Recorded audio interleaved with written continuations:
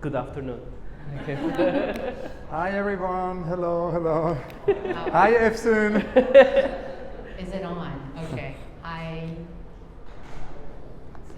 So I think we were supposed, each of us, to give an introduction of about 15 minutes. So you'll have these 3 short 15-minute speeches, and then I think it opens up to a conversation initially, between the 3 of us, which we then can segue to a more open conversation if there are questions from you. I think the language of the panel today will be English. There is translation, I think, provided. So those of you who need the translation, you can get that now.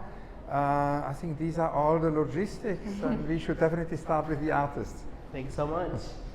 So great to be here. Good afternoon, everyone. I'm Refik Anadol. I'm here with my team member, Jules, and also my life partner and wife, Efsun. And I'm so grateful for this exhibition.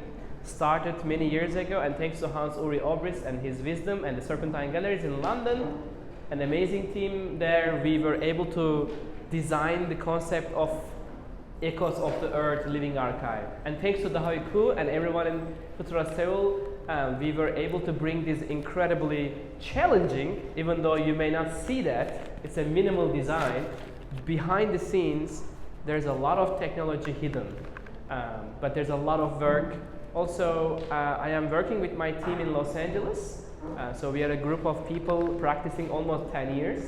So I am on their shoulders, they are my giants. And we have been practicing with data and AI for 10 years. I'm so grateful for today because I love Korean culture so much. I've been in Seoul many times, and DDP projection 2 times, a project in Hanwha building, and this is, I think I will say, the very 3rd time, but finally, first time a one focus exhibition. So that I'm so grateful. Last 10 years as a studio, but 16 years with data. 2008, I was originally from Istanbul, Turkey, and I was able to learn about the media arts, the media technologies almost 16 years ago. And I was so inspired by the idea of data as a pigment. I think I coined the term data painting in 2008. If you know anyone else before, happy to meet. And I was literally looking forward to the idea of one day, I hope, data can become a pigment. But this pigment doesn't need to dry, and this pigment can shape its form, and it's unbiased from Newtonian constraints, doesn't need to dry, it can follow different physics, it can be limitless, it can turn into a light, which I think one of the most amazing material in the world, and light eventually becomes a material for architecture, for anything else. 2016 is an important year. 2016, I was very fortunate also to meet with Hans-Ulrich, and also the year that I was introduced to AI. As we all know, large language models, diffusion models, all type of AIs are around our life. But to me, 2016 was the year where I was able to become the first artist in resident at Google program. I'm the Google employee, I'm an artist. But that was a kind of an amazing place for artists to meet with engineers and technicians and gurus in AI space. And me and my team since then, we work with more than 5 billion images. And that's a lot of data, you can imagine. I think around 4 petabytes of data we just somehow work with.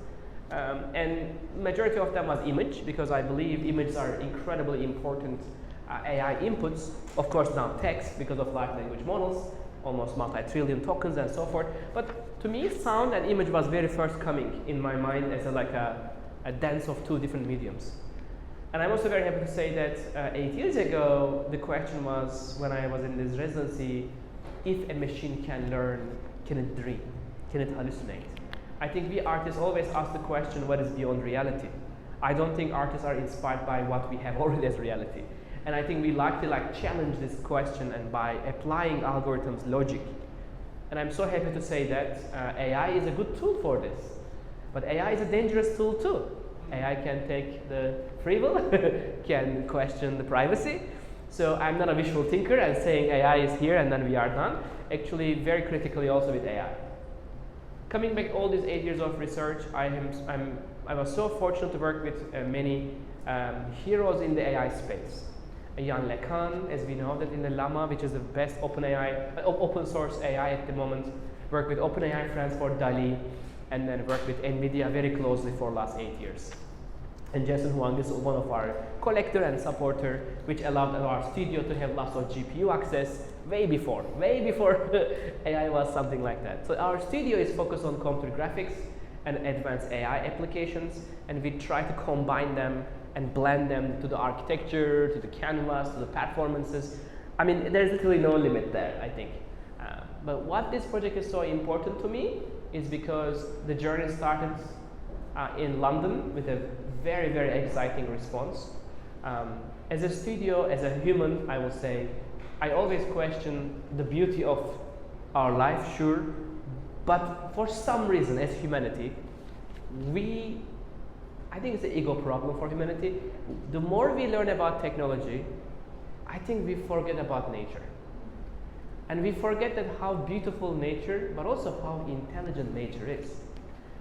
I think as an artist, my critical context to AI was, why are we always thinking about human reasoning? But what happened to nature? Like, why did we forget the nature? Like, if you use the best AIs in the world, Gemini, ChatGPT, Cloud, you just name it, they don't know nature. They hallucinate nature.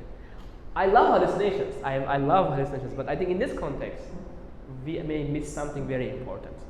So that's why this exhibition is our response to 2024, 2025, the first quarter of this century, and to say that we can use AI to preserve nature, not replace it.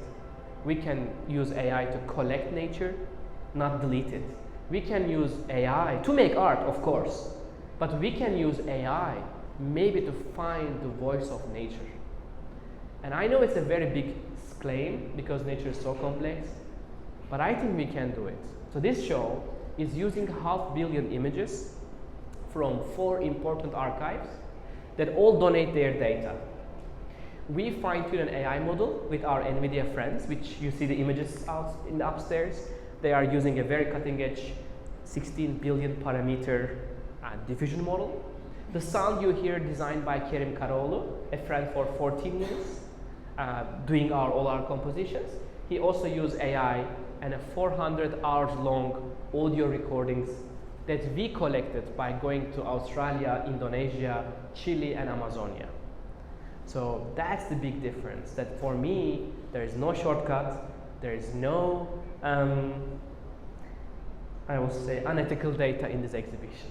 So, and lastly, which is very exciting part of this show, is also trying something new by bringing the scent of the show.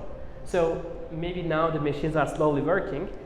In Serpentine, we also tried this in Heidi Park. We were able to use a special AI perfume imagined by 500,000 scent molecule AI trained on the natural, I guess, molecules, and we come up with one exciting scent. And the show is really reflecting our, I hope, time with AI and future with AI. And I really hope that this show brings inspiration, joy, and hope for Seoul and many people. And I'm grateful for one more time Hans Ulrich and our truly long journey with AI and creativity and beyond. Thank you for Ms. Dawi Koo for allowing us to make this magic in this beautiful building in Seoul, such a historic building. And thanks to the team who installed the complex, projectors, cables, every single detail of it. So I'm very grateful to be here, and thank you very much for this wonderful journey together.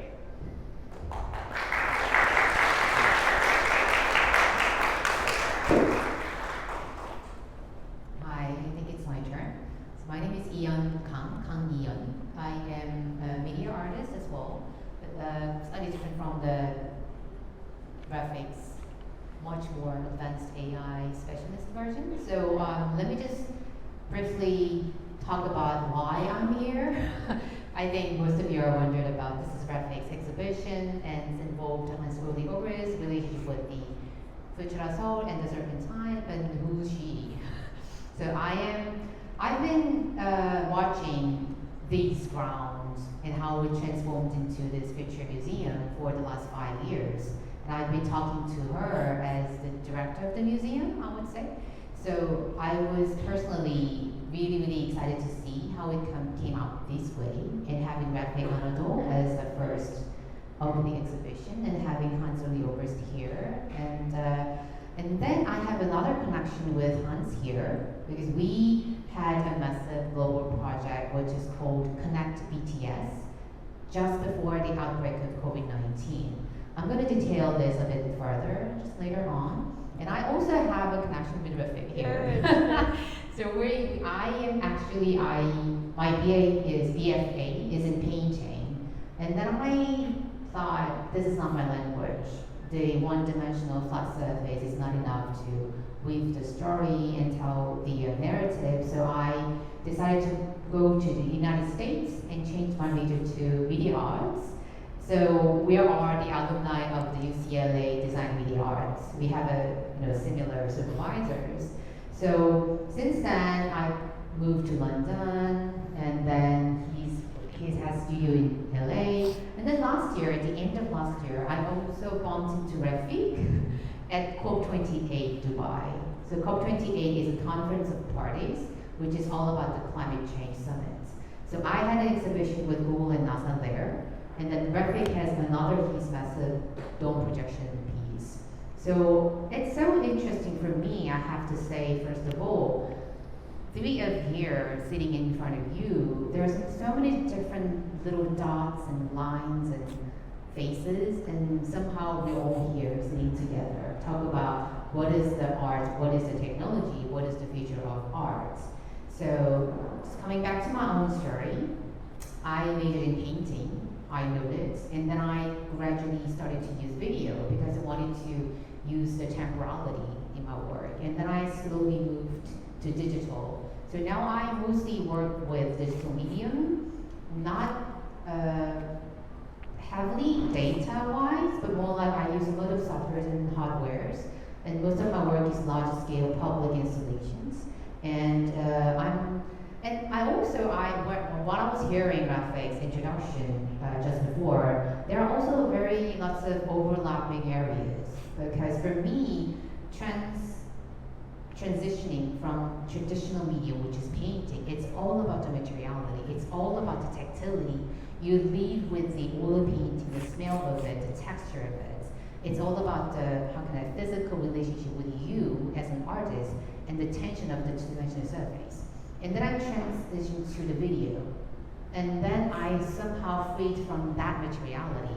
But instead of doing that, I can play with the notion of time. And then I started to use space.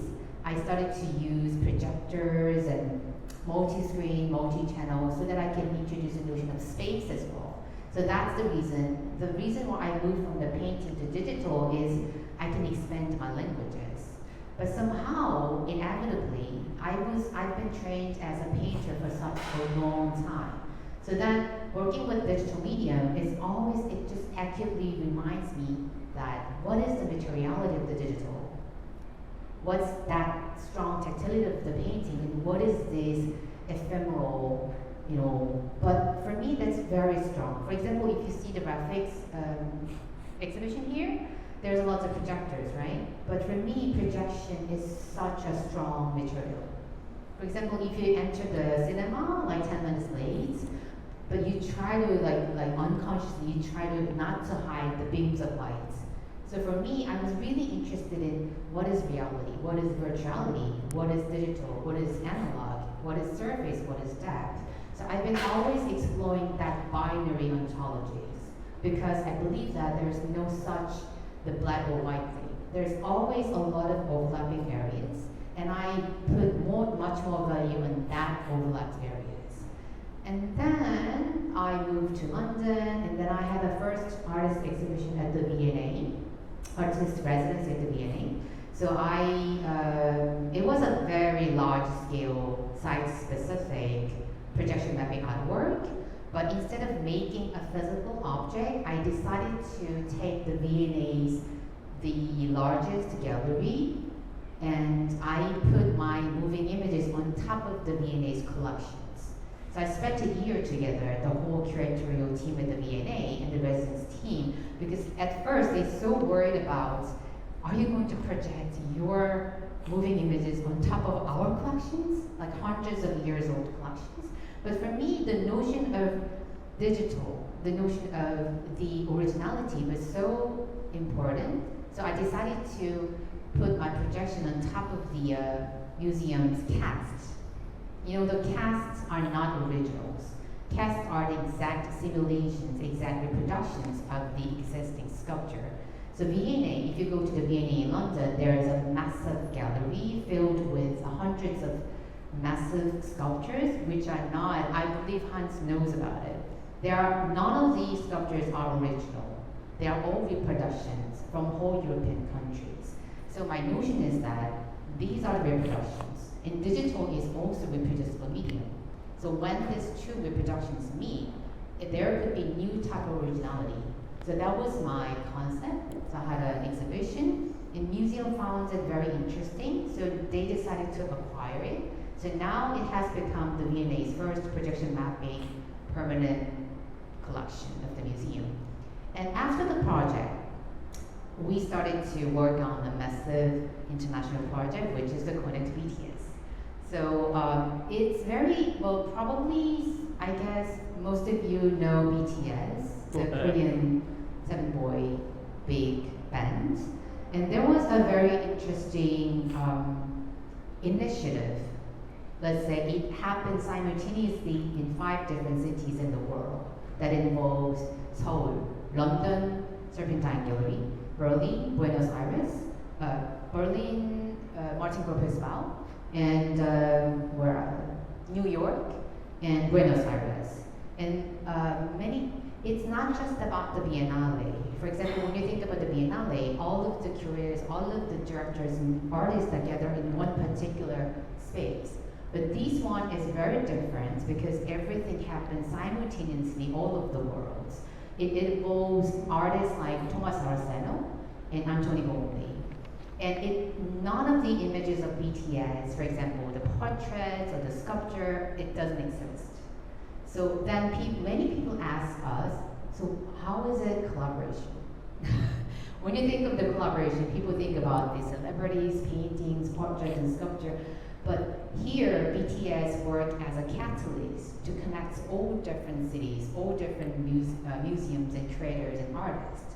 So we spent almost a year together to make a crazy art project. Hans was there when I could still remember that we had a press conference, the Serpentine. And then for me, contemporary arts and contemporary artwork, sometimes we have to admit that we sometimes fail to communicate because it's too, we can't understand anything, it's too complicated, it's too difficult to understand. But for me, the huge learning from that project is that how these 7 boys from Korea, who doesn't even speak English properly, they deliver the messages in a massive scale all around the world. So when we met together, the impact was huge. It was enormous. So, and then another interesting situation happened. So just before, I think it's remember 1 week before we closed the exhibition, and then the COVID outbreak has become so serious. So we had to close every museum. We just had to stop. And then, interestingly, the title of that whole project was Connect BTS. So since then, I have to think even more about where did we go wrong. For example, Refik's work and my work is sometimes it's very site specific, right? It's slightly different from a single piece of paintings or sculpture. We have to exist at a particular time and space with the audience. But because of the COVID-19, everything stopped. Most of our project has been cancelled. Then where did we go wrong? What is the humanity? How can we disrupt the ecology of the earth this much? So before that, I was much more interested in the binary thinking between digital and physical. But after the COVID-19, I became more and more interested in the human and non-human binary thinkings. So since then, I've been exploring a lot of, like Refik mentioned, then what is human and non-human? What is human and nature? What is human and technology? What is those relationships? We have to overcome the binary thinking. It's not binary anymore. I'm really interested in anthropocentric thinking. I'm really interested in anthropocene issues. So I've been keep working on these projects, and then that's how I ended up with a project with NASA and Google last year. So last year I had a project with NASA, JPL. The NASA JPL gave me the initial data set from their new satellites, which is specifically collecting Earth freshwater data. You know that by 2050, majority of the humanity can't access to fresh water. It's striking, right? But everybody knows that there's a climate change, but people actually don't feel it in a real lifestyle. So I'm working with the Google team and NASA team to talk about the freshwater problems, and I did a massive data research for the first time. So because we have to ground it in a robust data set. We can't just say that. We have to make change, fresh water is running out. So I read a lot of IPCC report, UN reports, and that's why we ended up in the large scale exhibition at the COP28. COP28 is not the conventional arts venue. It's a place where presidents, summits, and climate experts gather to talk about the policy. But I believe that as much as here, I believe everybody will believe that we need arts. We need creativity more than ever before, because all of the issues and all of the problems become so much more complicated. That's the reason why the Refik's work, which deals the vast amount of data and visualize it. And the way I use data is more like I use data to weave my story. I wanted to make an immersive storytelling, but grounded in a robust data set. But the data cannot speak for itself. And policymakers and scientists and engineers cannot deliver messages that much strong way. So over the COVID-19, I thought that maybe I should give up my job. Who needs arts? What humanity is collapsing, who needs art? But then I kind of found a new hope. We even need more creativity to translate this data set, to translate what is happening. So that's what I'm doing, and I'm happy to hear again. And I'm gonna finish in here and pass it on to the Ulrich Obrist here. Thank you.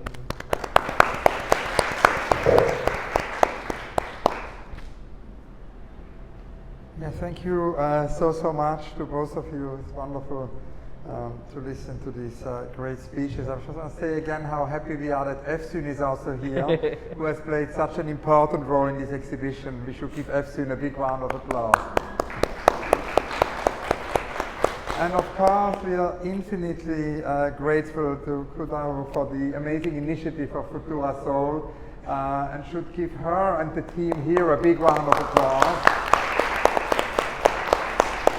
It's for Bettina and myself and all our teams at the Serpentine, also the co-curators of the show, Claude Agil, Liz Stumpf, who have been working on Refik's show with us.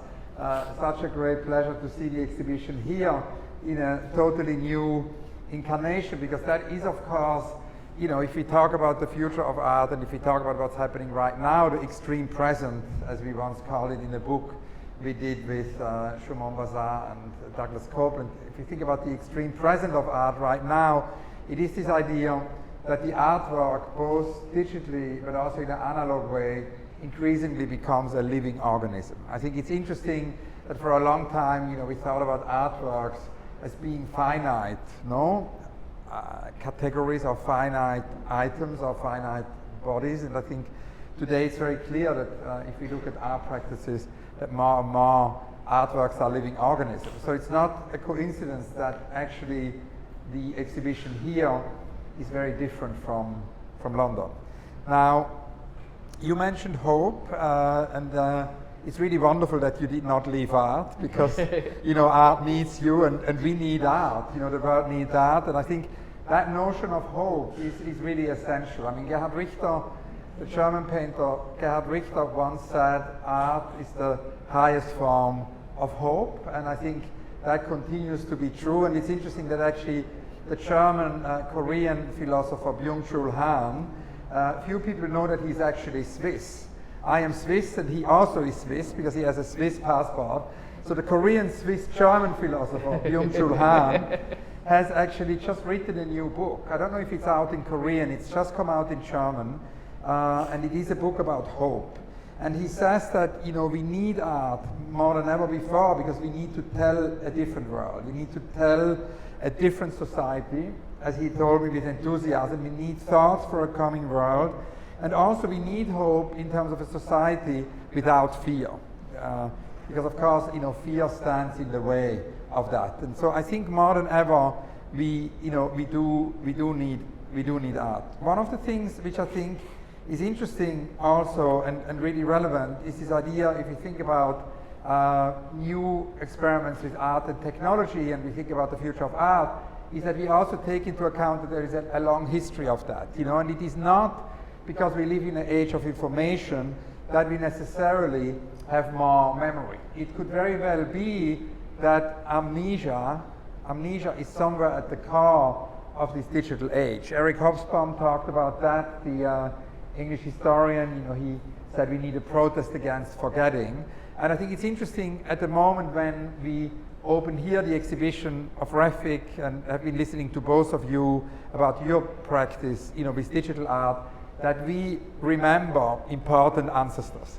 I think it's important, for example, to, you know, remember the still ongoing, because she's still very active practice of an artist called Rebecca Allen, who is a teacher for both of you and a mentor, and an artist who is still not known enough and who has been working with AI, you know, with video games, with digital artworks since the 70s in a very exemplary way. It's important to also think about Lynn Hirschman-Leeson, who has been one of the very first artists, you know, to work with artificial intelligence. And I think it's important also, of course, as always, and this is why it's so wonderful that we have this small piece of Nam June Paik here, which Futura Seoul installed at the entrance of the museum.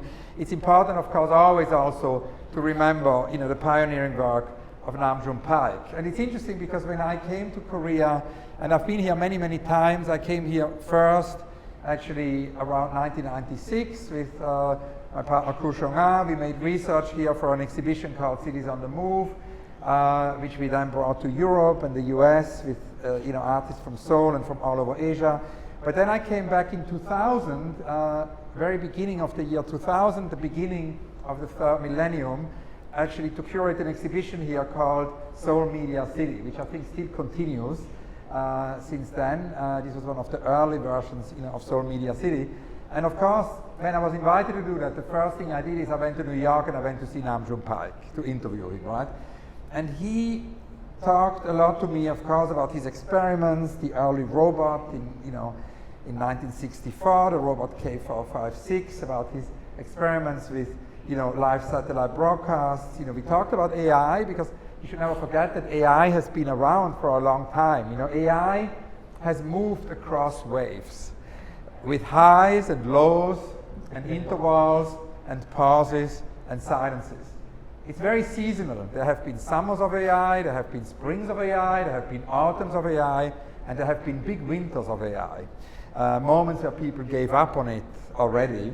And of course now, you know, we have a moment where there is more focus on AI than ever before. But I think it's important also, not only in terms of art, but also in terms of AI per se, to be aware that there is this very long history. And for example, when I was a student, you know, I mean, first of all, the conversation to finish on Nam June Paik, he said something very important. He said if we use technology, he told me, we need to not use it for entertainment, or not only use it for entertainment, but we always need to go beyond entertainment. And we need to think about the poetic and the intercultural capacities of technology. And I think that is something which is really relevant whenever we use these tools, you know. When we use technology as a tool, I think it's something we should think about every single day. How can we liberate poetic and also intercultural capacities of these technological, you know, devices?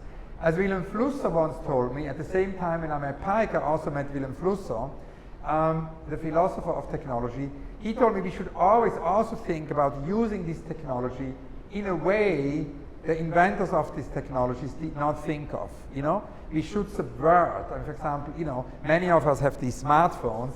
We should every day think about how we can use these devices in a way the people who have actually built them and invented them would never have thought, right? So that's Wilhelm Flusser's sort of thought.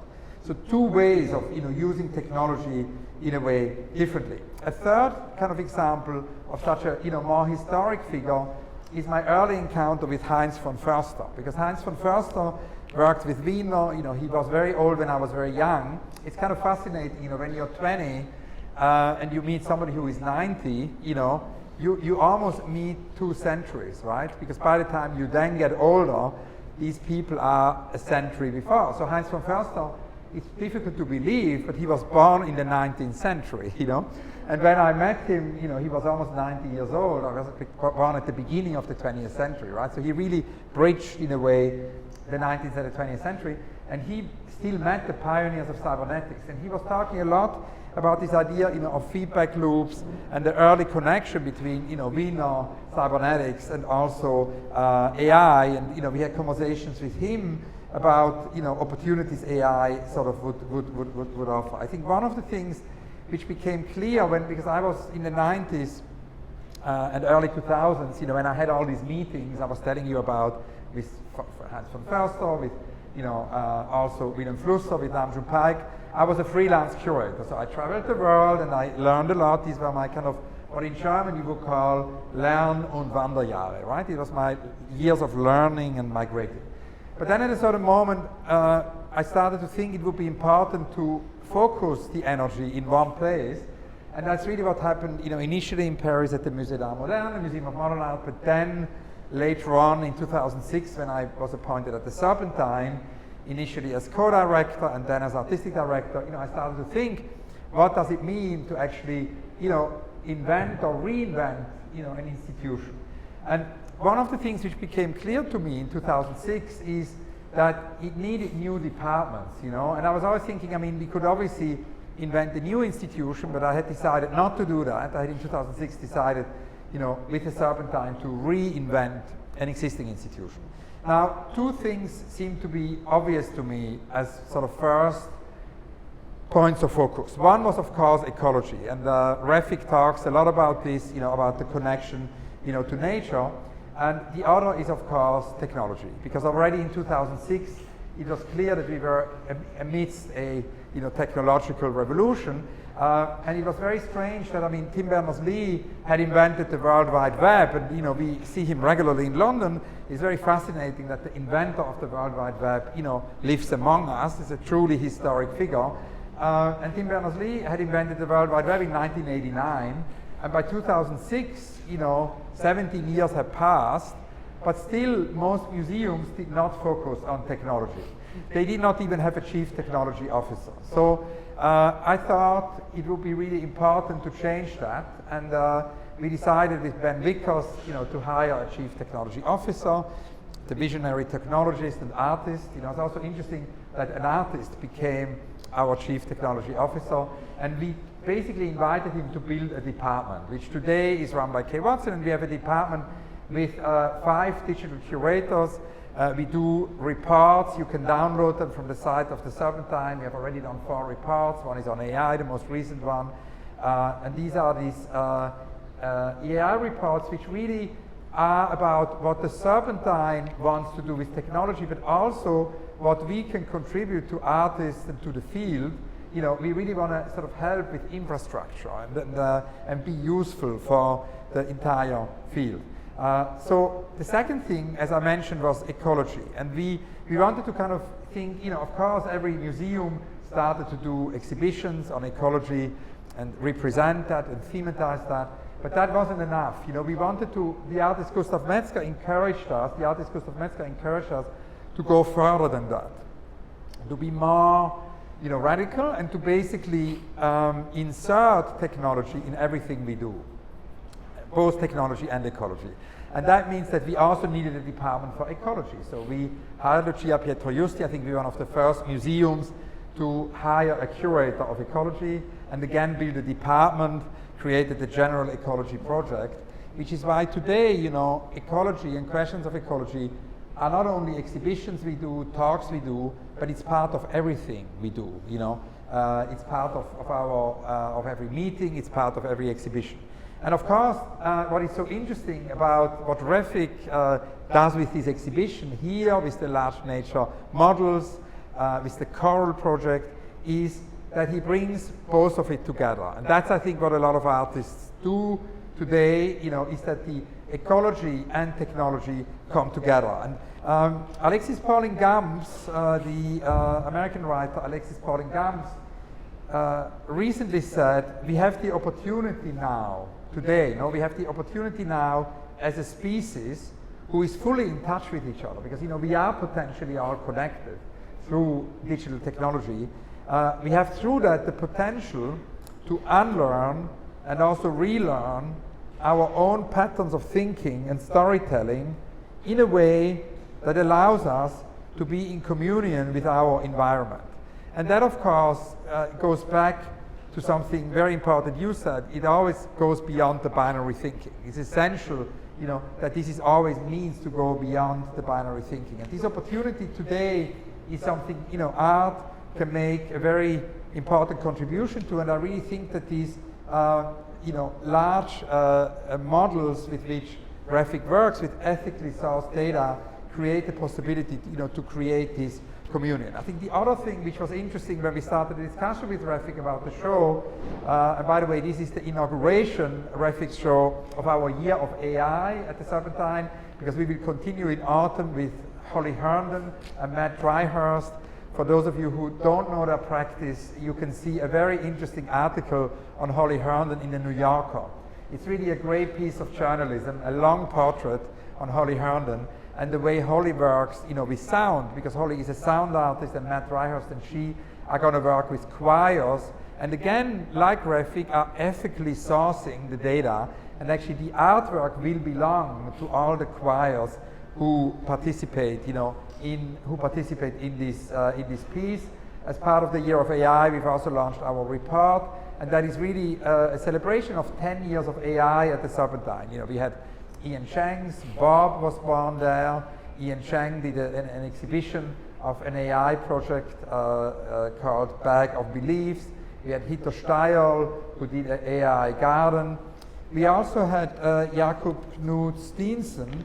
Here again with Jakub, and that's of course the collaboration we had with you together, you know, an exhibition actually we had with BTS, where we really thought about how digital technologies can foster attention to the natural world. Because Jacob created a deep forest digitally, BTS collaborated on that, and he created a whole new narrative about the future, because he created this question, how can we foster attention to the natural world, and how can we also create, in a way, a spiritual connection, to the natural world, which I think is, you know, is a very important aspect. And of course, if we think about, you know, listening to you about the BTS thing, I was thinking, and then listening to you about the Google connection, I think one of the things we also need to keep in mind, if we think about these new, you know, connections, is that we need new alliances. The 21st century, it's no longer just collaborations between museums. It's no longer just collaborations within the art world. It's collaborations far beyond the art world. You know, it's collaborations with technology company. I mean, Refik, you mentioned often also your collaboration with NVIDIA, right? It's also, you know, of course, collaborations with, you know, new worlds beyond the art world, like music. The BTS collaboration was fascinating because all of a sudden when we presented Jakub Knut Steensen, we had at the Serpentine actually tens of thousands of BTS, you know, and K-pop fans who came. So the K-pop army descended, you know, on the Serpentine, and Yiyun Kang has been describing, you know, this project, you know, very beautifully. A few months later, you know, we collaborated with Cars, and we collaborated with Fortnite, and also with actually Acute, on a project about video games. And that was also very fascinating because we realized an exhibition which happened both at the Serpentine, but it happened also on Fortnite on the landing page. So the Serpentine, basically a model of the Serpentine, a virtual rendering appeared, a simulation appeared on the landing page of Fortnite, and that means within 2 weeks, 152 million people visited the Serpentine, right? But it not only meant that, it also meant that out of the blue, all of a sudden, a few days later, thousands and thousands of 10, 11, 12, 13, 14-year-old teenagers brought their parents to the Serpentine. I mean, usually it's the other way around, right? Parents would bring kids to the museum. In this instance, it went the other way around. So we can see here also that these new alliances are not only important in terms of production. The BTS project helped us produce something which could never have happened otherwise. They're not only important in terms of artists' creation. Without Google or NVIDIA, Refik always refers to the Google friends. Without the Google friends, Refik couldn't do the work. It is a whole infrastructural dimension. It's to do with data, enables. That's also why Refik's works never glitches, right? It's in a way the access to certain technologies. That's a really, really important aspect. And then, last but not least, it's of course also these alliances open up to new audiences. And I think that is a task we have, as museum builders, as museum curators, as museum directors. It's to basically foster new alliances and create access for people who otherwise would never visit the museum, and particularly connect to this new generation. I mean, let's not forget, going for a second from AI to video games, which are another really important dimension today of art and technology. I've been researching over the last couple of years artists' connections to video games. Today, almost 3 billion people, that's more than a third of the world population, are playing video games. That makes a niche pastime into the biggest mass phenomenon of our time. And also many people spend a lot of time with video games. It's interesting if you think about also binding visitors, to spend more time. It's really interesting, in the exhibition here, it happens through a multisensory environment. Because the anthropologist Margaret Mead said already in the 1950s of the 20th century actually, that we need to be multisensory in exhibitions. Because if you only address the visual sense, people only spend up to 15 seconds, as we know from statistics, in front of an artwork. But if we address, like in rituals, rituals are multisensory. If we address all the senses, people spend much, much more time. And we could see that in London, people spending lots of time in the exhibition. Video games, of course, are another way of spending a lot of time. I mean, I've been spending at least 50 hours with Elden Ring, over the last couple of months. And I'm sure many of you, have spent a lot of time with video games. So it's not only 3 billion people, but it's also a lot of time. So it's interesting why all of a sudden a lot of artists are interested in this world-building dimension, of video games, which is why I have actually curated a show at Julia Stoschek collection, and then also at the Pompidou in Metz, which is now going to tour on about 40 artists who work with video games. It's interesting also to see how many artists actually in Korea work with video games and the aesthetics of video games. So in a way, new alliances, but also building bridges. I think we live in a very fragmented world. We live in a very polarized world. And I think art has this possibility not only to create hope, but also to actually create, bridges and togetherness. Togetherness, and that's why it's interesting, I think, that artists today create not only exhibition, but they create this togetherness often also through their own institution, which of course brings us to Refik and Efsun's Data Lab, right, which is a future institution they are building in Los Angeles, which I think next year, we can all visit. And this is maybe the last thing I want to say, which is, if you think about the future of art, I also see at the moment not only a togetherness of culture, technology, art, society to somehow go beyond this fragmentation, but I see also a desire from artists to work on long durational projects, you see, because exhibitions are usually only 1 month or 2 months or 3 months, but I think we need to go beyond that. We need to kind of think about longue durée, as Fernand Braudel calls it, and we need to think about what that can mean in relation to, to our practice. And artists always show us the way. Dataland is not a project for 3 months. It's a project for 10, 20, 50 years.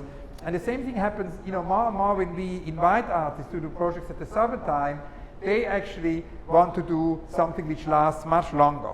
To give you a concrete example, Alexandra Daisy Ginsberg. Alexandra Daisy Ginsberg is an artist. She's also a landscape architect. She's a designer. And when we invited her, she wanted actually to build a garden. So she created a garden in Kensington Garden with plants for the pollinators. This was not a garden for humans, but it was a garden for pollinators, for bees and all other pollinators, because obviously we need pollinators for the survival, and pollinators are more and more threatened by extinction. So this is a garden we humans could also enjoy, but it's a garden which was foremost, and created for the pollinators, and AI helped Alexandra Daisy Ginsberg. Once more, AI as an assistant here was helping to source and determine the program which would please the pollinators. So it was an AI-assisted garden, the biggest public artwork we've ever done in Kensington Gardens. It was there for 2 years, and it really it prioritized the needs of these endangered species, and in a way became another, nature model. But in that sense, it was actually a physical nature model, because these were real plants, but found with AI. And this is an example, again, of a project which is long durational. But it is also interesting because it's mixed reality. I think the future of art is not either digital or analog, but it's mixed reality, right? And all of these projects I've been describing, they have a digital component, they have a physical component, and then of course the future also will be more local. Now it's interesting, the Dataland is not going to travel around the world. The Dataland is going to be in a very specific location. It's in Los Angeles. The garden of Alexandra Daisy Ginsberg. It's the Natural History Museum in Berlin, where it also happened. It's in the Eden Project and in the Serpentine. It's 3 very specific locations. And I will leave you with that thought, means that we need to think about how can we be local but not localists. Because the question is, and that is something we can learn from Edouard Glissant, it's about being rooted, but it's about being rooted in a way that does not lead to the exclusion or annihilation of other people's roots. It's being rooted in a way which doesn't lead us to the hierarchization or the election of some roots over other roots. That means, it's not the idea that my roots would be better than yours or your roots would be better than yours. Not at all. There isn't a hierarchy of roots. We respect each other's roots. And this, I think, is the big problem right now, which in the world, why we have so many nationalisms, why we have so much lack of tolerance, is this idea that people establish a hierarchy of roots. So we need to think, as Glissant shows, about how can we be local, but in a way that we celebrate roots that expand elsewhere, that we celebrate roots that touch each other, that we celebrate roots which are not singular roots, but roots that cover and protect some other. Thank you all so much, and I think we open now for the conversation.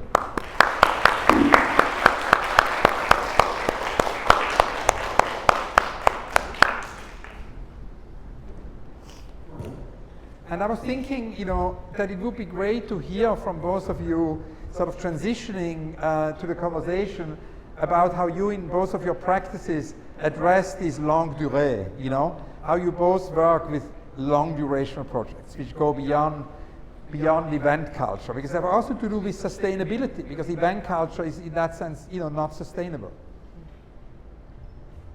First of all, thank you for the wisdom, and that was a very, very, I think, important to hear your thoughts and depth about completely agreed on points. And I'm very grateful that the Dataland, which is our next journey, hopefully with excellent team and even wonderful Ms. Hopefully Dahoy and the Futura Seoul Lounge.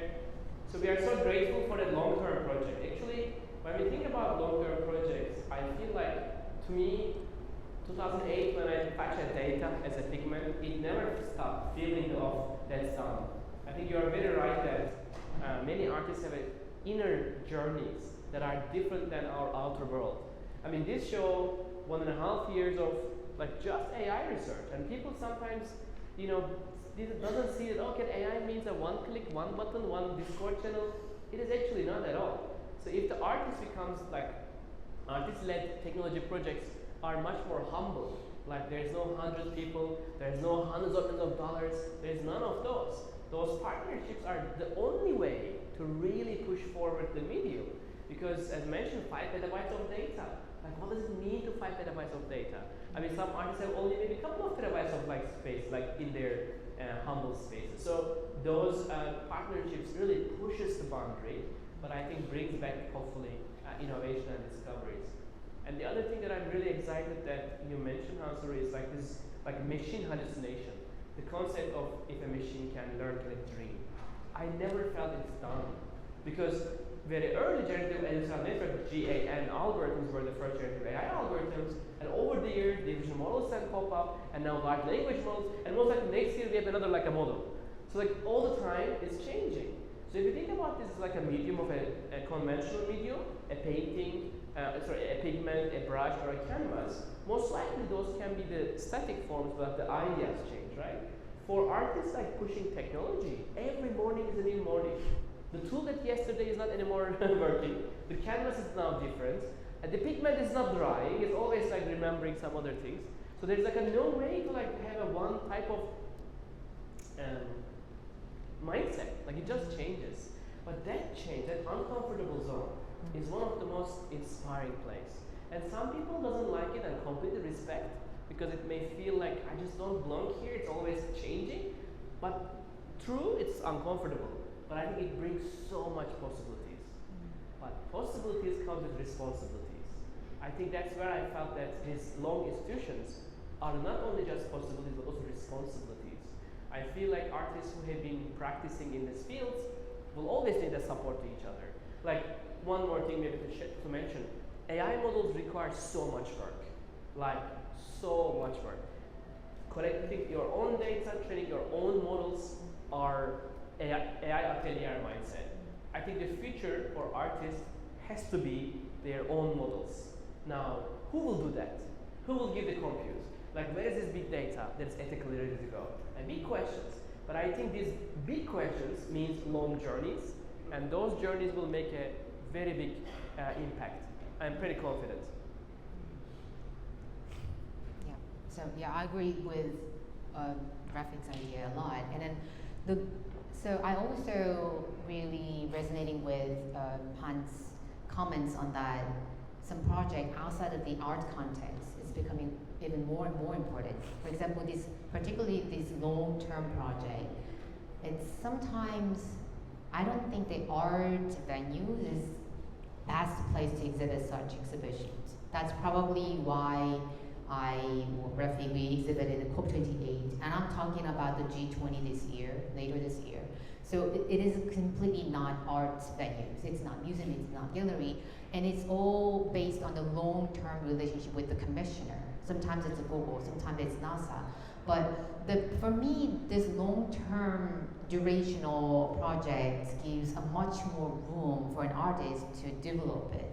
And really close relationship with the whatever the institution, it's the critical part. However, I think the most important thing is that the trust between the artist and that organization or their institution. We have to trust each other. We have to believe that this is the project. We have to make it happen. We're gonna find a way to solve the problems. Sometimes, as an artist working with art venues, we sometimes miss that connection. So we have to embrace even more opportunities working outside of the comfort zones and bringing more people like scientists, engineers. For example, when I was working with NASA, when I have a meeting with them, there's 5 scientists coming into the meeting and I can't understand the languages. They're talking about the data sets and satellites and the freshwaters and climate change and and then we have to understand each other's languages. Because building on that trust, this is worth to making, this is worth challenge we have to tackle. And we have to deliver this message, just not the arts people alone, but beyond the boundaries. Then we have to find another venues. Is the museum the best place? Is galleries the best place? Do we have to tackle much more wider audiences and venues? What is the best people to talk about it, communicate with? So for me, the long durational project involves much more multi-layered discussions and arguments and collaborations and debates.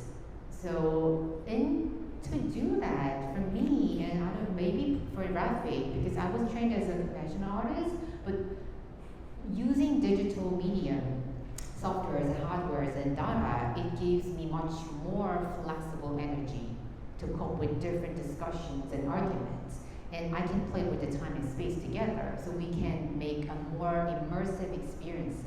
For me, making immersive experiences and long durational project is because I want to reach out to much wider people out there. And that is the strong point of arts. We can talk to people, right? Art work speaks for themselves. Data doesn't speak for itself. Artists, we have to give a form to it, have to give a shape to it, so that we can make their voice to the people out there. So I hope that there will be even much more interesting long-term project, which with much more interesting institutions over there. Because I am working at the moment, I'm working with the Center of Anthropocene in Korea and Max Planck Institutes in Germany. We're making a really large-scale projection work that is all about detecting Anthropocene species. So for example, it's not happening in the arts context. So it involves lots of researchers, Anthropocene experts, and Max Planck people coming to Korea. And there's only one article which says about me and my research students. We have to do much more like this attempts and chance opportunities. So that would be my answer. Thank you so much, and how fascinating about this alliance, with science, because I think it's important.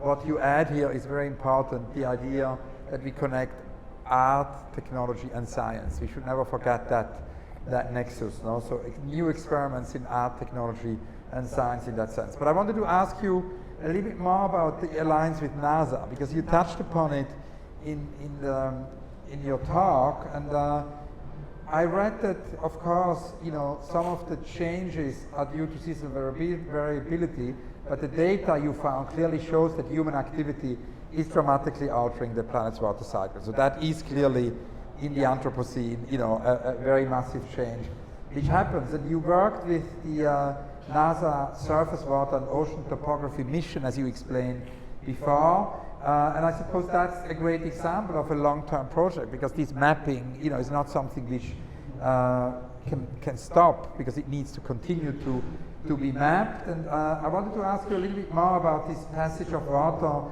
as a multi-sensory project, because you also involve sound there. There is a soundtrack of the piece. Here it says, quote from Kang, I wanted to share that there is still an opportunity if we strive together. So there is also hope, no? Yes. So when I was, so it's a collaboration between me as an artist and the NASA and Google all together. So we have to tackle some particular issue from the climate change, whatever issue about the Anthropocene. And then I was really lucky enough to work with NASA. And NASA has a new satellite, which is SWOT. Yeah. So it's a project about the fresh water, but the previously NASA, when you think about NASA, first thing that came to you is about the universe, right? But actually 50% of NASA research is about the Earth. Because we have to understand Earth first so that we can talk about the terraforming. We have to understand Earth first so that we can examine, is there any water in other planets? So then my role as an artist was so vast, because I have to select which satellite would be the last satellite to talk about the story of water in the Earth. So I examined, there are actually 26 satellites orbiting the Earth. There are quite many, and then I found two interesting satellites, which is Grace and Swire. But the NASA has lots of satellites that can examine the water in Earth. But the thing is that the previous technology cannot observe the fresh water. What do you think of fresh water? It's river and lakes. it's entirely different from the ocean. So the old technology can see the ocean, which is a vast volume, but it can't detect the fresh water, which is all about the small rivers and streams. But the new satellites, they can't see that. So the thing is that the project was it's all about the technology and science and engineering, but through the lens of arts. Because people can understand. People can understand what is SWOT, what is data, what is, so the most unfortunate thing is that I had a privilege to have the raw data, the very first initial data set from that particular satellite. They provided us that initial data set to me. But the other problem is that it's really sad. The sad event happened. So the new satellite has multiple data centers across the world. But we are ending, so we have to exhibit this project in COP28. We have a date. But because of the climate change, if you remember, there's a huge mountain fire in Canada. So one of the data centers is burned. So we can't have the access to the raw data set. So for me, it was so frustrating, but at the same time, interesting events. We're talking about the climate change. We develop much more advanced technology to tackle the problem, but at the same time, we disrupting the data center. So what is going on? So for me, it was a more than a year project, working with scientists and engineers, but at the same time, through the process, we have to solve unexpected problems. It involves multi-layers about the data set, about the exhibition venue, about talking to UN because we have to secure a radio to go to DA. So yeah, I can talk about more than this, but I think I'm going to find lesson here. Thank you. Now this is fascinating. We both, we all spoke about Rebecca Allen, and Rebecca Allen as a great teacher has been an influence on both of you. Now I see quite a lot of younger artists here, emerging artists, and I thought it would be really interesting because you both now have a lot of experience yourself, you've accumulated a lot of experience. How do you transmit that to the next generation? What would you advise the younger artists present here today? Rainer Maria Rilke wrote this little book, an advice to a young poet. I was curious, what is your advice to a young artist? I think the best one is I found in my journey last 10 years teaching at the same department. So Rebecca Allen, the same person, our mentors, I was her TA. So she had a class called Motion where artists were learning how to use motion concept. It can be an animation, it can be programming, it can be a game engine, it can be algorithmic imagination, but things that can move in digital space. So I'm so grateful for her that she literally allowed me to become her TA, teaching assistant, and then I became a teacher of the class, and then after 6 years became another class because it metamorphoses into other classes, right? It's the academic thinking that nothing stays the same. Now, what I learned that last 10 years teaching is really, really one of the most incredible practice. In my family, we have more than 14 people across decades became a teacher. So in my early days in Istanbul, learning to learn was a default thing. If you don't know something, it's cool, but if you don't learn it, there was a problem there. So I just always remember that learning to learn was an amazing experience in life, and how we can bring back to anyone and anything and everyone. So I wish artists can teach more and share more, and that's opening the heart and the mind. In our studio, every summer, we are hosting at least 3 interns. So we've met wonderful people around the world, and they practice what we do. And we challenge them as like anyone else. No privilege, nothing less or more. Just say, like you're anyone else here, let's try some concepts together. And that's an incredible sharing, because 3 months is a long time to share the knowledge and experience. And lastly, in our case, open sourcing our practice. So we are literally collecting data to open source it. Like we are traveling across the world to give back to communities. We learned that recording the tree data, such as SAP flows, like the water information of a tree, is a missing data for academics. So we learned that it's so expensive for academics to like research nature. So what we do, we give back our data back to like communities. So I'm sure there are so much ways of doing it. And lastly, for AI space, it's incredible. Hugging Face, GitHub, you can find tons of information. Overnight, you can learn how to run many complex softwares. That's a fascinating time that I think, yes, AI means we are in the age of editing and everything, but the question is how can it be for anyone, for everyone, right? So that's, I think, one way of doing it. That's great.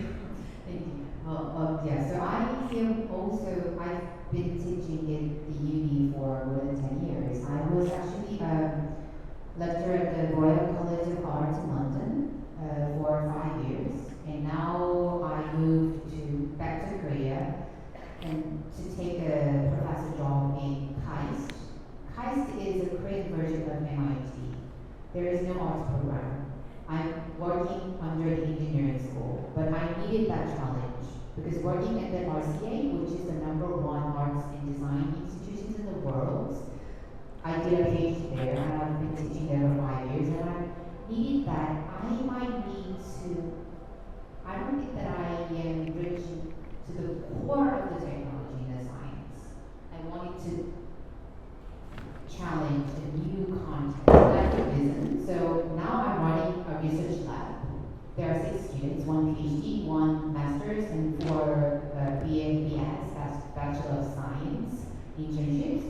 So for me, it's that the younger generation, the next generation, they need to stay even more closer to the technology. Well, let's say in my generation, it was still an optional. I mean, it's so interesting that I decided I wanted to learn media arts. I knew it at the time that it was such a minor, but after 20 years, everybody talks about arts and technology, arts and science, and whatnot. So I feel so unfamiliar because the contemporary art scene always thought that, that's a technology. And when we go to the science, and that's art. So we're always somewhere in between nowhere.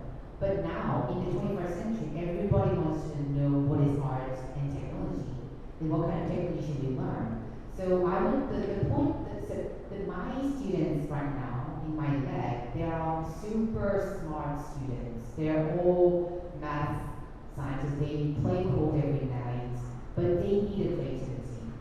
So the thing is that what I would like to address is that, particularly when it comes to AI, I don't want them to be subsumed by the technology.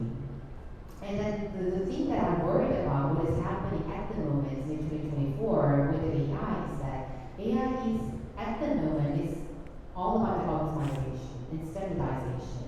For me, it's killing the creativity somehow. So I don't want them to be familiar with these outcomes. So please develop yourself. Do not use the software without any critical thinking. Every technology, every medium, it's not just technical support, it's conceptual support, as Rosalind Krauss said. So, but the thing is that the current generation, next generation, we have to tackle the technology even harsher and tougher. So whenever you try with new technology, be critical, stay critical. That will be like that. And also, I really resonates with the concept. We need to think about history. Nothing's new. Everything's new, but nothing's new. We had, for example, projection mapping. Every artist did that in the 1960s with film projectors, not digital projectors. Every history, every medium has its precursors. We need to understand the continuum. So I think that would be my advice. Thank you both so much for this wonderful advice. I think that's a moment maybe to see if there are questions, because I think we are soon running out of time. So are there questions or comments from the floor? If not, I do have a final question to both of you, which is, as you know, our previous interaction, the only recurrent question in all my conversational endeavors, which is basically the question of the unrealized project. Now, we do know a great deal about architects' unrealized projects, because architects, as part of this competition culture in architecture, do actually publish their unrealized projects and very often produce reality, through the publication of their unrealized projects.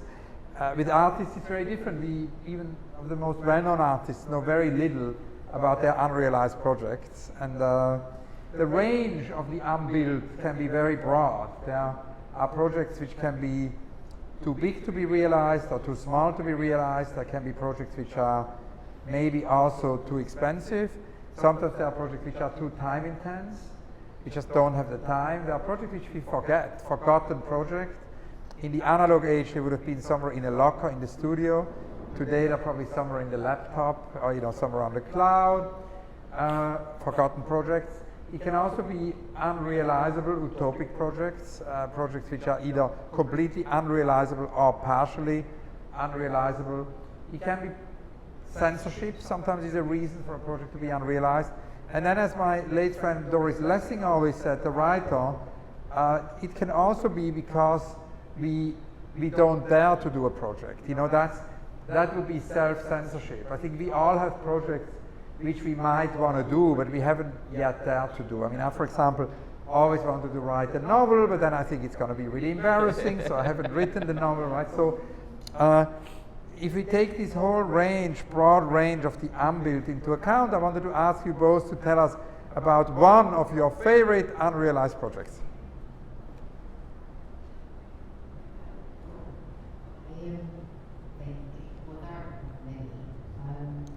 Well, partially, maybe I can talk about half realized or unrealized project that I'm working on.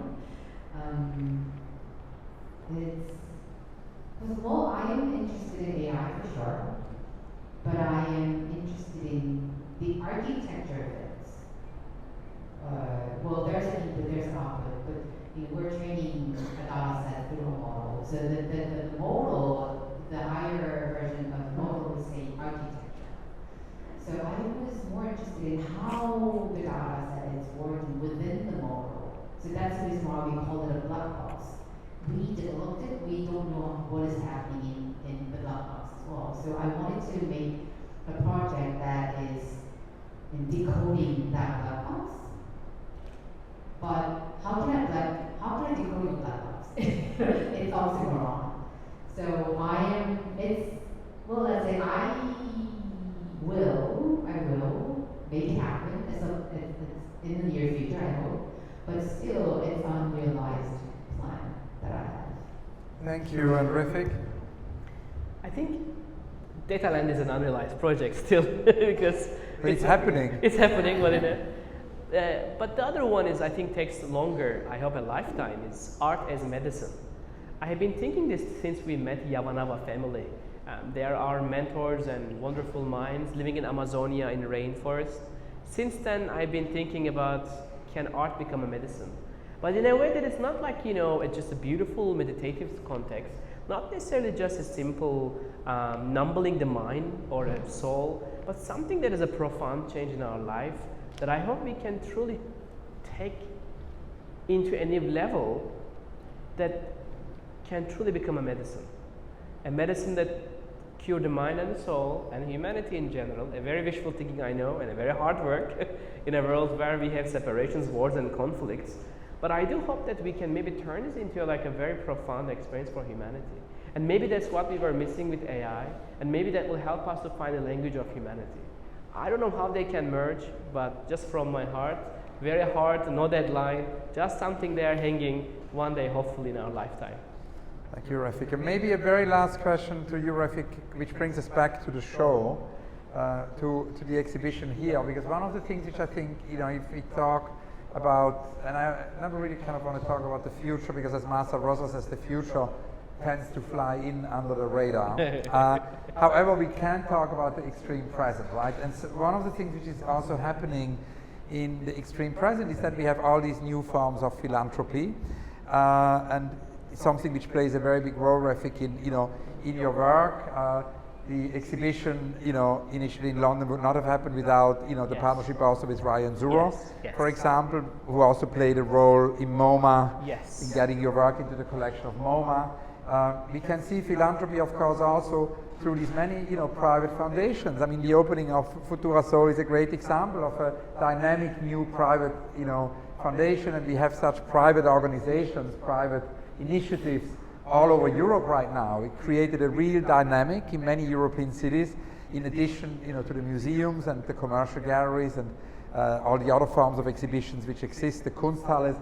There are these, many different new foundations and all of that. But in addition to that, your work also in terms of the production, in terms of the collection, very often finds really new ways of, and I think that again is interesting for young artists to hear, how you work with that. There is Ryan, and then of course there is also, in terms of this show, the idea how another very unexpected alliance happened with the World Economic Forum in Davos, who has twice been instrumental in producing your work with with Joseph Fowler. Could you talk a little bit about these two moments, and maybe in general the sort of whole notion of new, we talked about new alliances. These are new philanthropic alliances. Yes. Very, very exciting topic. First of all, as a studio, we are independent. We don't have a gallery representation.